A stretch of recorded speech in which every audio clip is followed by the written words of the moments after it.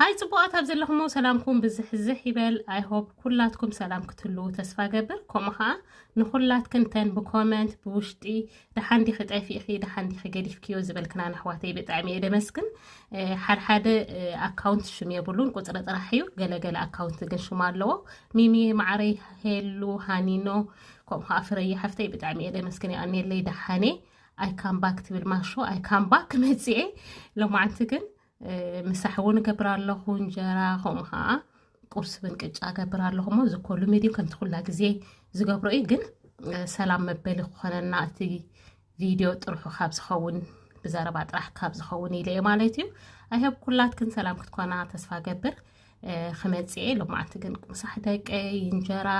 ከምቲ ልሙድ ገበራለሁ ብሓንሳብ ኮይና ንዓኽንውን ሰላም ክብለክን ስለዝደለኹ ማለት እዩ ፒሳ ገበራለሁ እንጀራውን አሎ እዛ ፒሳ ዚኣ ብሕምልቲ ዝገብራ ኣነ ማለት እዩ ደቀይ ቬጅቴብል ስለዘይበልዑ ብምኽንያት ቬጅቴብል ገይረ ዝገብራ ማታን ክበልዑ ለይ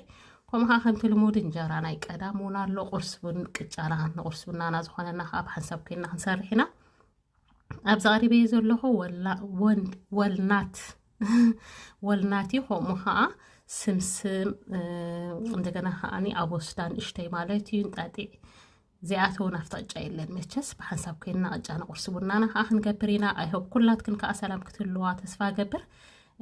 خመጽ ይኻትብል አይ ካም ባክ ትብል ማሽ ዝኾነት አይ ካም ባክ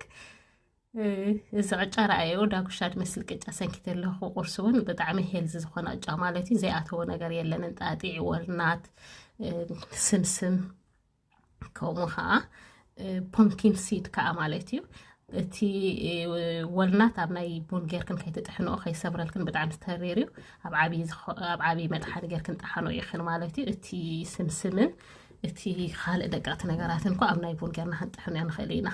ሕጂ ኸ ዕንበባይ ከምዚ ጌርነ ፈንደሽደሽ ኣቢለለኹ ማለት እዩ እቲ ቅጫ ራእዮ ብጣዕሚ ጽቡቕ እዩ ንኽትሪኦ እኮ ሓቂ ዘረባ ቅጫ ዳጉሻ እንዲህ ዝመስል ግን ብጣዕሚ ሄልዚ ዝኾነ ቅጫይ ማለት እዩ አይ ሆፕ ኩላትክን ሰላም ክትኮና ተስፋ ገብር ኣሕዋተይ ክንራኸቢና ክመጽኤ ሎማዓንቲ ግን ምሳይ ቡን ከስተይክን ነቐደም በላስ ተባረኸ ቀዳምን ሰንበትን ይግበረልና ማለት እዩ